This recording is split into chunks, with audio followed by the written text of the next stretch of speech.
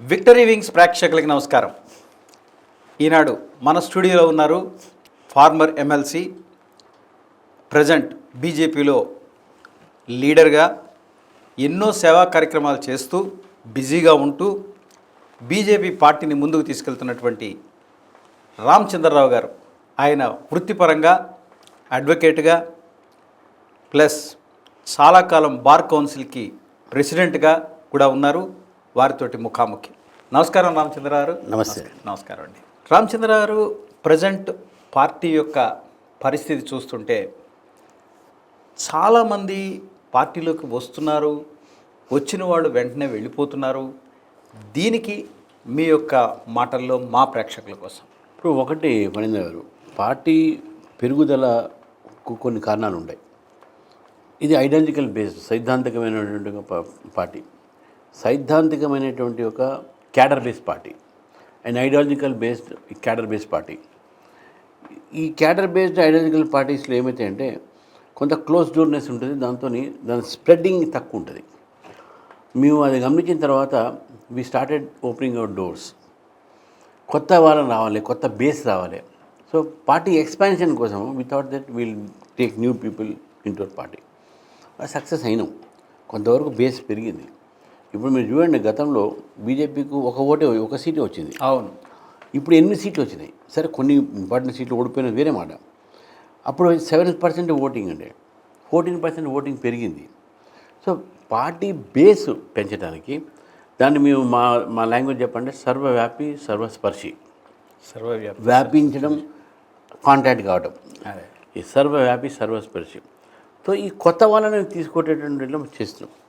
సరే, కొంతమంది వస్తున్నారు. ఎట్లుంటుందంటే పులి రక్తం మరిగిన తర్వాత పాలు తాగడం తాగదు.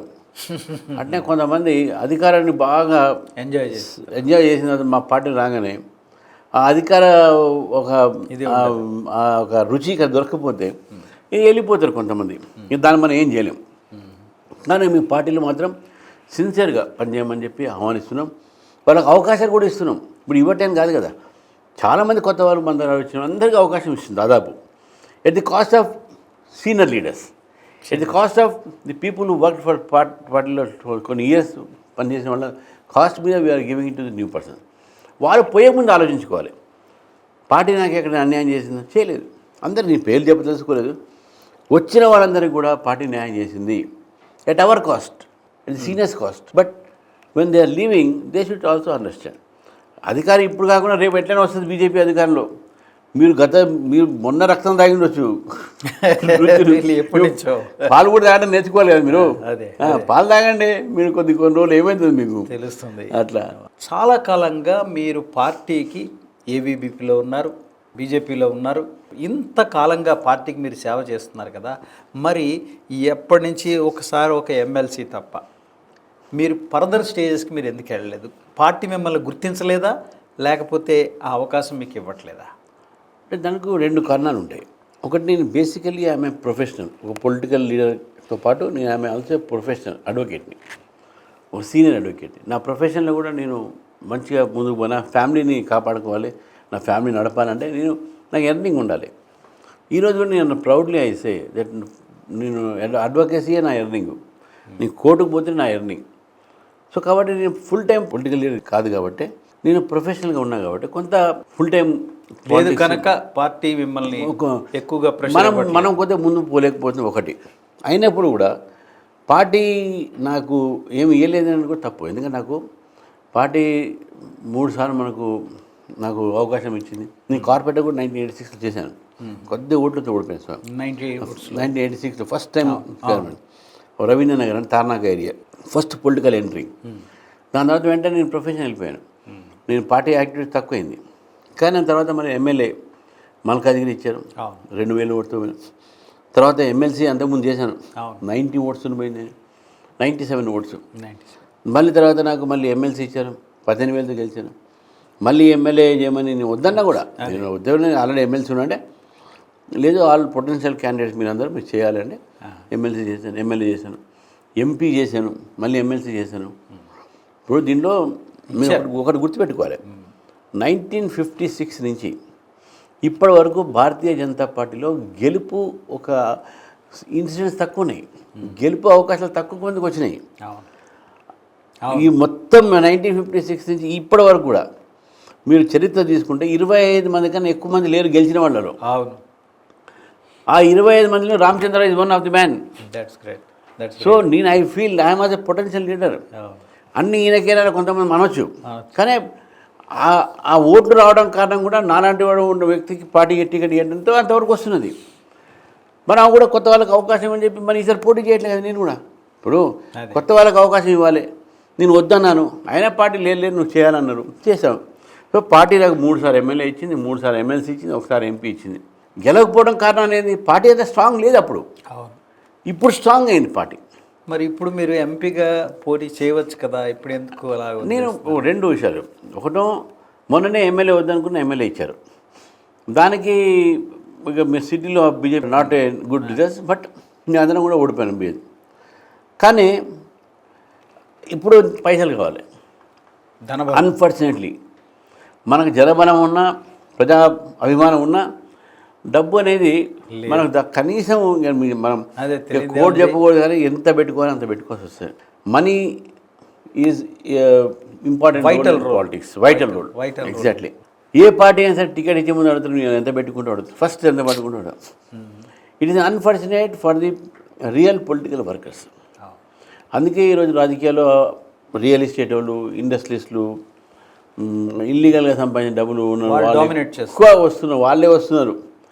కొన్ని రోజులు పోతే వాళ్ళకే టికెట్లు, వాళ్ళదే రాజకీయాలు ఉంటే అన్ఫార్చునేట్లీ ఏంటంటే వాళ్ళు గెలిచిన తర్వాత మళ్ళీ రుచి మరిగిన తర్వాత ఇక ఈ పార్టీ ఈసారి రాదని నెక్స్ట్ పార్టీ వాళ్ళే పోతున్నారు. మళ్ళీ మీరు చూడండి, రూలింగ్ పార్టీలో ఉన్న వాళ్ళే మన నెక్స్ట్ అపోజిషన్ ఉంటుంది, అపోజిషన్ ఉన్న వాళ్ళే మన నెక్స్ట్ రూలింగ్ పార్టీలో ఉంటారు, వాళ్ళే అటు అవుతారు.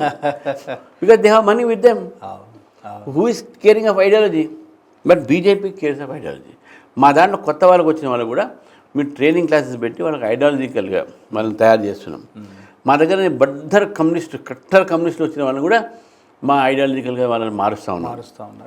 అది.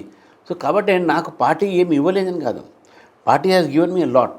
ప్రొఫెషనల్ సైడ్ ఫుల్ టైం ఎక్కువగా. ఎగ్జాక్ట్లీ. నేను ఈ రోజు కూడా సార్, నేను ఎమ్మెల్సీ అయిన తర్వాత కోర్టుకు పోతుండే.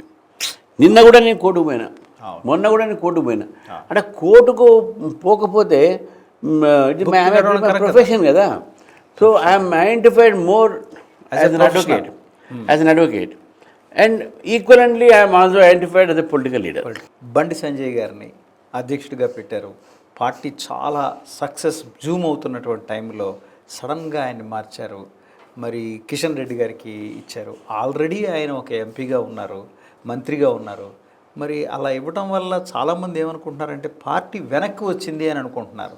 దీని విషయంలో మీ యొక్క స్పందన? అదొక పర్సెప్షన్. ఇప్పుడు నేను ఒక పార్టీ కార్యకర్తగా చెప్పగలుగుతాను, వ్యక్తుల ఒక వారి యొక్క ఇంపాక్ట్ తప్పకుండా ఉంటుంది. నో డౌట్ సంజయ్ గారు దూకుడుతోని పార్టీ యొక్క స్వరూపాన్ని మార్చాడు. కొత్త వాళ్ళు చాలామంది వచ్చారు, కొత్త ఏరియాస్ పోయారు. హైదరాబాద్ సిటీ నుంచి బయటికి వచ్చి రూరల్ సైడ్కి పోయింది పార్టీ, డెఫినెట్గా పోయింది. He was respect his tremendous growth was there. Tremendous growth was there. But party thought that ఈ services are also required in national party. General సెక్రటరీగా చేయాలని చెప్పి దీంట్లో కిషన్ రెడ్డి గారికి ఇవ్వడం. ఎందుకంటే కిషన్ రెడ్డి గారికి ఆ టైంలో ఎందుకు ఇచ్చారంటే ఎలక్షన్స్ ఇయర్ కాబట్టి, ఎలక్షన్స్ ఇయర్లో మళ్ళీ కొత్త వాళ్ళని తీసుకొచ్చి పెడితే కొద్దిగా మన డిస్టర్బెన్స్ ఉండొచ్చు అని కిషన్ రెడ్డి గారిని మళ్ళీ కంటిన్యూ చేయమన్నారు. ఈ ఎట్లయినా ఎలక్షన్స్ తర్వాత మళ్ళీ ఎవ్రీ 3 years మా పార్టీలో చేంజ్ ఆఫ్ లీడర్షిప్ ఉంటుంది. అంటే ఎట్లుంటుందంటే బూత్ నుంచి ఎలక్షన్స్ పెట్టి mandal president district president elect చేస్తారు, డిస్ట్రిక్ట్ ప్రెసిడెంట్ స్టేట్ ప్రెసిడెంట్ చేస్తారు, స్టేట్ ప్రెసిడెంట్స్ అందరూ మళ్ళీ కలిసి నేషనల్ ప్రెసిడెంట్. ఇది ఒక ప్రొసీజర్ మా దగ్గర. ఆ ప్రొసీజర్ ప్రకారము ఇప్పుడు నెక్స్ట్ చేంజ్ అవుతుంది. ఎవరిని చేస్తారు తర్వాత సంగతి, ఎవరిని వాళ్ళని చేయొచ్చు వీళ్ళని చేయొచ్చు, అది వేరే మాట. But this is procedure. So ఒకటి ఏంటంటే బండి సంజయ్ గారు 3 years అయిపోయింది ఒకటి. రెండోది బండి సంజయ్ గారి యొక్క services was required at national level. రెండోది రీప్లేస్మెంట్లో an experience hand was required. So కాబట్టి ఈ మార్పుల వలన కొంత జరిగింది. డెఫినెట్గా పబ్లిక్ పర్సెప్షన్ అయితే డిఫరెంట్గా ఉన్నది. That also we have to think over it. చాలామంది అనుకోవటం కిషన్ రెడ్డి గారు తీసుకున్న తర్వాత దానికి it is going towards the backward అని చెప్పేసి పబ్లిక్ టాక్. అట్లా అంటాను కూడా వీల్లేదు కదా. ఇప్పుడు మనం 7 నుంచి 14% ఓట్లు వచ్చినాయి కదా. 8 సీట్లు గెలిచినాం. అవును. ఇప్పుడు yes if there no result అంటే డిఫరెంట్ థింగ్. ఓట్ శాతం పెరిగింది, రిజల్ట్ కూడా వచ్చింది. So that way we can't comment like that. But Kishan Reddy also hard worker. పార్టీలో ఆయన కూడా స్టాండర్గా ఉన్నాడు. From his Yuva Morcha days he was with me, we work together. డెఫినెట్గా ఆయన కూడా నేనంతే సీనియర్ ఉన్నాను, ఆయన కూడా నా సేమ్ సీనియర్ ఉంది మాకు. మరి ఇప్పుడు ఏమైనా మీకు ఈ అధ్యక్ష పదవి వచ్చే విధంగా ఏమైనా ఆలోచనలు జరుగుతున్నాయా? ఒకసారి మాత్రం నేను ఒక వచ్చే అవకాశం ఉండే, కానీ అప్పుడు కొన్ని కారణాల వల్ల రాలేదు, వేరే మాట ఉంటుంది. బట్ నేను ఎప్పుడు అడగలేదు, నా అంత నేను పోస్ట్ అడగలేదు. కానీ డెఫినెట్గా పార్టీ ప్రెసిడెంట్ పోస్ట్ నాకు ఇస్తే డెఫినెట్గా I'm ready to do it and I do justice to the party and to the cadre. Very good. The new comers and also the existing cadre, అందరికి న్యాయం చేసే ప్రయత్నం చేస్తాం. టాక్ ఆఫ్ ది టౌన్ అన్నట్టుగా మాధవీలత గారు అనే ఆవిడ ఒక హాస్పిటల్ మెయింటైన్ చేస్తూ అక్కడి నుంచి ఇక్కడ అజరుద్దీన్ గారి మీదుగా అపోజిషన్గా నిలబడుతున్నారని చెప్పేసి, ఒక లేడీ అటువంటి ప్లేస్ నుంచి విన్ అవ్వగలరా? మరి అది కరెక్ట్ డిసిషన్ అయినా మీ పార్టీలో తీసుకున్నటువంటిది? ఇప్పుడు politics is an accident, you don't know what happens when. గెలిచినా మీరు ఆశ్చర్యపోవద్దు, గెలవద్దు అని కూడా చెప్పడానికి వీలేదు. I tell you one thing. ఇప్పుడు ఇదే హైదరాబాద్ పార్లమెంట్లో యాకుత్పురా అనేటటువంటి ఒక కాన్స్టిట్యున్సీ ఉంది అసెంబ్లీ. అక్కడ ఎంఐఎం ఎప్పుడు కూడా 40-50 వేల మెజార్టీతో గెలిచేదే. అక్కడ ఎవరు చేసినా కూడా ఓన్లీ నామకే వాస్తే నామినేషనే. అటువంటి యాకుత్పురాలో మొన్న ఎంఐఎం చావుదొప్పి కన్ను నొట్టపోయినట్టు వాళ్ళు 600 ఓట్లతో గెలిచారు, కేవలం 600 ఓట్లతో గెలిచారు. Because neck to neck because MBT split చేసింది ముస్లిం ఓట్. ఇప్పుడు కూడా హైదరాబాద్ పార్లమెంట్లో ఎంబీటీ క్యాండిడేట్ స్ట్రాంగ్ ఉంటే మాధవీలత గారు బీజేపీ క్యాండిడేట్గా డెఫినెట్గా గెలుస్తారు. అదొక హిస్టరీ అవుతుందేమో. History, it will become history.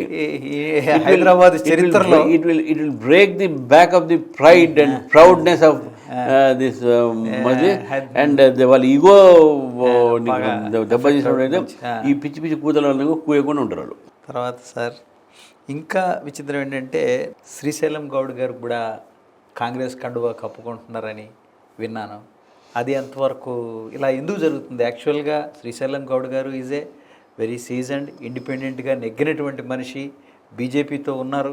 మరి వారు కూడా ఇలాగా కాంగ్రెస్లోకి వస్తారు అని చెప్పేసి విన్నాము. అది ఎంతవరకు? నేను ఇప్పుడు చెప్తున్నా కదండి, ఒక పార్టీ కేసీఆర్ గారు తెలంగాణ వచ్చిన తర్వాత ఈ అన్ఫార్చునేట్ సిచ్యువేషన్, కేసీఆర్ గారు వచ్చిన తర్వాత wholesale purchasing of the MLA కావచ్చు or changing of the candidates కావచ్చు, వారు నేర్పారు. ఒక టీడీపీని మొత్తం బ్రేక్ చేశారు. కాంగ్రెస్ పార్టీ 21 మంది కలిసి 12 మంది తీసుకున్నాడు. ఇప్పుడు ఈ ట్రెండ్ స్టార్ట్ చేసింది ఎవరు? BRS party. BRS party start చేసిన తర్వాత కాంగ్రెస్ పార్టీ అదే చేస్తుంది. అంతే కదా, అక్కడ వాళ్ళు అక్కడ. సో ఆ ఒక గేమ్లో కొంతమంది మా వాళ్ళ మీద కూడా వాళ్ళు టార్గెట్ చేస్తున్నారు. వాళ్ళ గత సంబంధాలు ఉంటే వాళ్ళు దానివల్ల వీళ్ళు మారుతున్నారు. కానీ మారినంత మాత్రాన వాళ్ళకి అక్కడ ఆదరణ ఉంటుంది. ఒక నీకు కనీసం బీజేపీలో మీకు ఆదరణ ఉన్నది. మా దాంట్లో చేరిన వాళ్ళు ప్రతి ఒక్కరికి we have given them national executive members. నీ పేర్లు చెప్పా, అందరూ మాకు క్లోజ్గా అందరికి నేషనల్ ఎగ్జిక్యూటివ్ మెంబర్ ఇచ్చినాం, నేషనల్ పొజిషన్స్ ఇచ్చినాం, వాళ్ళకు బ్రహ్మాండమైనటువంటి అవకాశాలు ఎలక్షన్స్లో ఇచ్చినాం. అవును, మళ్ళీ ఎక్కడ అవకాశాలు మేము తగ్గలే కదా. అవును, మరి ఎందుకు పోతున్నారు? ఇక్కడ ఛాన్స్ లేదని కదా నేను చెప్తున్నాను. ఫణీంద్ర గారు, you write it down now. BRS is going to be finish in the state. The ultimate fight will be between BJP and the Congress. అంతే. And the next time BJP will form the government in Telangana. BJP తెలంగాణలో అధికారంలో వస్తుంది, ఎందుకంటే BRS పని అయిపోయింది. BRS 12 మంది ఎమ్మెల్యేలు ఇవాళ రేపు కాంగ్రెస్లో పోతారు. బీఆర్ఎస్ నాయకులకు అధికారం లేకపోతే that is based only on false strength. ఆ ఫాల్స్ స్ట్రెంగ్త్ అనేది ఇప్పుడు డిమాలిష్ అయిపోయింది after they lose the power. కరెక్టే కదా, వాళ్ళు చేసిన పని వీళ్ళు చేస్తున్నారు. ఇప్పుడు మీరు ఎట్లయితే ఎమ్మెల్యేలు కొన్నారో వాళ్ళ ఎమ్మెల్యేలు కొంటున్నారు. And this is not expected in Telangana. చాలా కరెక్ట్. తెలంగాణలో భారతీయ జనతా పార్టీ తప్పకుండా అధికారంలో వస్తుంది, బీఆర్ఎస్ పార్టీ అంతమవుతుంది. మీరు చూడండి, this is my prophecy. Next ఎలక్షన్స్లో Bharatiya Janata Party whenever it is held BJP will form the government in Telangana. ఈరోజు మా పార్టీ వదిలిపెట్టిపోయిన వాళ్ళు ఆ రోజు బాధపడతారు, అప్పుడు మేము మా తలుపులు మూసేసుకుంటాం. ఇప్పుడు చెప్తున్నాం మేము. అంతే కదా. ఇప్పుడు నాకు ఆశ్చర్యం, మొన్నటిదాకా బాబు మోహన్ గారు ఈజ్ ఇన్ బీజేపీ, సో సడన్గా ఆయన కే పాల్ గారి పార్టీకి, ప్రజాశాంతి పార్టీకి పోయినారు. అటువంటిప్పుడు అక్కడెక్కడో ఫాల్ట్ ఉండాలి దేంట్లో. నిర్ణయ శక్తి ఏం చేస్తుంది, ఎవరు తీసుకుంటారు సార్? ఉన్నప్పుడు కాదు, every sane man will take right decision. మీరు పార్టీ పోండి, కానీ ఏ పార్టీలు పోయారు? So you people will ask your question your sanity. అంతే కదా. నేను how sound in mind you are. అసలు అంటే అవసరం లేదు. ఇప్పుడు ఆయన వరంగల్ నుంచి ఎంపీగా నిలబడుతున్నాను అన్నారు బాబుమోహన్ గారు మొన్ననే వచ్చేసి. సో ఇట్లా కే పాల్ గారు కూడా మునుగోడు కాంటాక్ట్ చేశారు కదా. ఏమి లేదు కదా. ఇప్పుడు కే పాల్ గారు అందుకనే అంటున్నారు వి మస్ట్ సస్పెక్ట్ శానిటీ, అది శానిటీ ఆఫ్ దట్. సో ఇట్లా పార్టీలు మారుతూ చాలామంది వెళ్ళిపోవడం అనేది ఈనాడు కదండి. మన ఉమ్మడి ఆంధ్రగా నుంచి విడిపోయినప్పుడు, తెలంగాణ అయినప్పుడు ఇక్కడ టీడీపీ చాలా ఫామ్లో ఉండింది. మొత్తం స్టేట్ అంతా కూడా, హైదరాబాద్ అంతా కూడా టీడీపీనే ఉండింది. అందరూ ఆటోమేటిక్గా, అంటే అప్పుడు ఒక కారణం అయ్యిండొచ్చేమో, బికాజ్ ఇంకా టీఆర్ఎస్ అనేది ఇక్కడను ప్లస్ ఏపీ అన్నది అక్కడ ఉండటం వల్ల అయి ఉండొచ్చేమో, మరి నాకు తెలియదు. అప్పటి నుంచి సేమ్ పర్సన్స్ మళ్ళీ అటు సైడ్ వెళ్ళిపోతూ ఉన్నారు. ఇప్పుడు మన అదే వస్తారు, ఇటు మళ్ళీ అటే వస్తారు. ఇప్పుడు ఈ రొటేషన్ మ్యూజికల్ చైర్ అయిపోయింది. అవును, politics in Telangana has become musical chair. అవును, ఇక్కడ లేదు, అక్కడ లేదు, ఇక్కడ. అవును. బట్ టీడీపీ పతనానికి కారణం కూడా రేవంత్ రెడ్డి. ఆ క్యాష్ ఫర్ ఓటు రాకపోతే అవును, టీడీపీ బహుశా అంత తొందరగా ఉండేటువంటి దాన్ని ఇది అంత డిజాల్వ్ కాకపోయింది ఇక్కడ. అవును, అవును. మీరు ఇంతకాలం బట్టి ఉన్నారు, మరి మీ ఫ్యామిలీలో ఎవరిని మరలా ఈ పాలిటిక్స్లోకి వచ్చినట్టు కనబట్టలేదు? మీ పిల్లలు, మా వియంకుడు అంటే మా డాటర్ ఇంటర్ క్యాస్ట్ మ్యారేజ్, వాళ్ళ వియంకుడు వాళ్ళ ఓన్ బ్రదర్ వాజ్ మినిస్టర్, చాలా సీనియర్ మినిస్టర్. ఎవరండి? సంతోష్ రెడ్డి గారు, ఆర్మూరు. వాళ్ళ ఫ్యామిలీ నుంచి వాళ్ళు ఈజ్ నాట్ ఇన్ పాలిటిక్స్. ఈ son was in politics, now is not there. ఇటు మా సైడ్ నుంచి కూడా నాకు ఎప్పుడు కూడా మా పిల్లల్ని వారు కూడా నన్ను నేను పాలిటిక్స్ వస్తే చెప్పలేదు. సో జనరల్గా బీజేపీ పార్టీలో ఇప్పుడు నేను ఫస్ట్ జనరేషన్, ఫ్యామిలీ పరంపర లేదు, మీ ఫస్ట్ జనరేషన్. బట్ వారు వస్తా అంటే ఎవరు మేమేం ఆపుకోలేము. బట్ మా అబ్బాయి అడ్వకేటు, ఇంజనీరింగ్ చేసి అడ్వకేట్ చేసి డూయింగ్ గుడ్ ఇన్ ప్రాక్టీస్. వాడి నాకు తెలిసిన జరిగితే వాడికి అంటే హీ ఫాలోస్ పాలిటిక్స్, ఈ పొలిటికల్ ఈవెంట్స్ చేస్తాడు కానీ, but is not in direct politics. కాబట్టి ఆయనకు ఇంట్రెస్ట్ ఉండకపోవచ్చు అని అనుకుంటున్నాను. మీరు అంటే మీరేమి ఫోర్స్ చేయలేదు? మేము మా ఇప్పుడు నేనే కాదు, ఇప్పుడు కిషన్ రెడ్డి గారి పిల్లలు ఉన్నారు, లక్ష్మణ్ గారు ఆ పిల్లలు ఉన్నారు, మా పిల్లలు ఉన్నారు కూడా. ఎవరైనా సరే బయట నుంచి వచ్చిన వాళ్ళకు మీకు ఎగ్జాంపుల్ చెప్తా. మా దగ్గరికి గతంలో సంగారెడ్డి నుంచి క్యాండిడేట్ వచ్చాడు, నరేంద్రనాథ్ అని. ఆయనకి ఎంపీ ఇచ్చినాం, ఆయన కొడుకు ఎమ్మెల్యే ఇచ్చినాం. మా దగ్గరికి నాగం జనార్దన్ రెడ్డి గారు వచ్చారు, వారికి ఎంపీ ఇచ్చినాం, వారి కొడుకు ఎమ్మెల్యే ఇచ్చినాం. వారికి చూడండి, మేము వారికి ఎమ్మెల్యే ఇచ్చినాం, వారి కొడుకు కూడా ఎమ్మెల్యే ఇచ్చినాం మేము. ఇప్పుడు ఈ విధంగా మా దగ్గర ఇతర పార్టీ వచ్చిన వాళ్ళ పిల్లలకి మేము ఇచ్చినాం, ఇద్దరికి ఇచ్చినాం, తండ్రికి ఇచ్చినాం. ఇప్పుడు జితేందర్ రెడ్డి గారు వచ్చారు, గతంలో మా పార్టీ ఎంపీగా పోటీ చేశారు, వారి అబ్బాయికి మేము ఎమ్మెల్యే ఇచ్చినాం. సరే ఎంపీ అనేది వారు వెళ్ళిపోయారు. సో ఈ విధంగా అదర్ పార్టీ వచ్చిన వాళ్ళకి మేము ఇచ్చినాం. కానీ మా పార్టీలో ఉన్నటువంటి మేము మాత్రం మా పిల్లల్ని ఎక్కడ కూడా తీసుకురాలేదు, రాకూడదని ఏం లేదు. వాళ్ళంతా వాళ్ళు వస్తే మనం ఏం చేయలేం. But we will not pull them, it is up to their talent to come up. మీ అంతా ఫస్ట్ జనరేషన్ పొలిటీషియన్స్ మా ఫ్యామిలీలో, and we want to be an ideal politicians to the society. మమ్మల్ని చూసి యువత నేర్చుకోవాలి. ఆ generation I want to become like him అనేది. నేను కౌన్సిల్లో మాట్లాడినా కూడా I spoke for the future generation, for the state. నేను ఎక్కడ కూడా బూత్ పదాలు కానీ, మళ్ళీ మామూలుగా బూత్ పదాలు నాకన్నా ఎక్కువ బూత్ మాట్లాడు ఉండడు, మళ్ళీ మాట్లాడదా. కానీ పబ్లిక్ లైఫ్లో we must set an example when you are in politics. That to BJP పాలిటిక్స్లో మా దాంట్లో ఉన్న political leaders, they have been setting an example to the future generations. Atal Bihari Vajpayee కానీ, అద్వానీ గారు కానీ, మురళీ మనోహర్ జోషి గారు కానీ, ఖుష్బూ ఠాక్రే గారు కానీ, మా స్టేట్లో తీసుకుంటే వెంకయ్య నాయుడు గారు, వీరామారావు గారు, జూపూడి యజ్ఞనారాయణ గారు, పివి చలపతిరావు గారు, ఇప్పుడు కూడా దేర్ ఐకాన్. వాళ్ళు చాలా. అండ్ దెన్ ఈవెన్ ఇతర పార్టీ వాళ్ళు కూడా చెప్తారు, నిన్న ఎవరు చెప్తుండే వెంగళరావు గారు అంటుండేట నా దగ్గరికి అన్ని పార్టీ వాళ్ళు పైరులకు వచ్చిన ఒక వీరామారావు గారు రాలేదు, బీజేపీ అని రాలేదు అంటే అది దట్ ఈస్ అవర్. ఇప్పుడు నేను కూడా మీకు గెలిచినా కానీ మీ పర్సనల్ పబ్లిక్ పని మీద పోయినా కానీ ముఖ్యమంత్రి గారికి మినిస్టర్ గారికి ఒక్కడు కూడా మా సొంత పని మీద పోలేదు. కరెక్ట్. నేను రికార్డ్ మీ ఛానల్ చెప్తున్నాను, మీ ఛానల్ చెప్తున్నాను. నేను వచ్చాను మీ దగ్గర పర్సనల్ పని మీద చెప్పండి. No one can tell. We're not gone in many personal work, only public. మరి సిద్ధాంతపరంగా భారతీయ జనతా పార్టీ అంటే అది ఒక మతపరమైనటువంటి పార్టీ అని, హిందువులకు మాత్రమే చేస్తుందని, సెక్యులరిజం లేదని చాలా రూమర్స్ జరుగుతూ ఉన్నాయి కదా, దాని గురించి మీరు లాస్ట్గా ఒక ఇప్పుడు మోదీ గారి యొక్క స్కీమ్స్ ఉన్నాయి. ప్రధానమంత్రి ఆవాస్ యోజన మన స్టేట్లో సరిగా ఇంప్లిమెంట్ చేయట్లేదు కానీ ఆవాస్ యోజన కేవలం హిందూస్కి ఇస్తున్నాం, మేము ఇవ్వట్లే కదా. లేదు, వీఆర్ గివింగ్ టు ఎవ్రీవన్. ఈరోజు కరోనాలో కానీ ఇప్పుడు కానీ 5 kgs వీట్ కానీ బియ్యం కానీ ఫ్రీగా ఇస్తున్నాం. అవును, అది ఓన్లీ హిందూస్కి ఇస్తున్నామా? కాదు కదా. కాదు. ముద్రా లోన్లు ఇస్తున్నాం, కేవలం హిందూస్కి ఇస్తున్నామా? కాదు కదా. మళ్ళీ ఎట్లయితుంది? మా గవర్నమెంట్ టుడే ఇది సబ్కా సాత్, సబ్కా వికాస్, సబ్కా ప్రయాస్, సబ్కా విశ్వాస్ అనేది మా ఒక slogan. BJP is not against any religion. BJP is against the religion being use for politics. Correct. ఈరోజు రిలీజియన్ని మీరు పాలిటిక్స్ కింద యూజ్ చేసి appeasement politics, vote bank politics చేసి దానికి వ్యతిరేకిస్తాం. BJP is not for appeasement. కాబట్టి అపీజ్మెంట్లో ఈయన ముస్లిం కాబట్టి ఈయనకు హెల్ప్ చేయాలి, ఈయన క్రిస్టియన్ కాబట్టి ఇది ఇవ్వాలి, అది అట్లా we feel India is one nation, one law అనేది ఉండాలి, వన్ సిటిజన్షిప్ ఇదంతా ఉండాలి. కాబట్టి అది ఆ యాంగిల్లో ఆలోచించినప్పుడు, అంతేగాని ఇది లేదు. డెఫినెట్గా మా దగ్గర ముస్లిం లీడర్స్ చాలామంది ఉన్నారు. మరి మీరు మార్కెటింగ్ సరిగ్గా చేసుకోవట్లేదా మీరు? ఎందుకంటే ఒక స్టేట్ లెవెల్లో ఏదైనా ఒక చిన్న పని చేస్తే దానికి పెద్ద అడ్వర్టైజ్మెంట్ ఉంటుంది.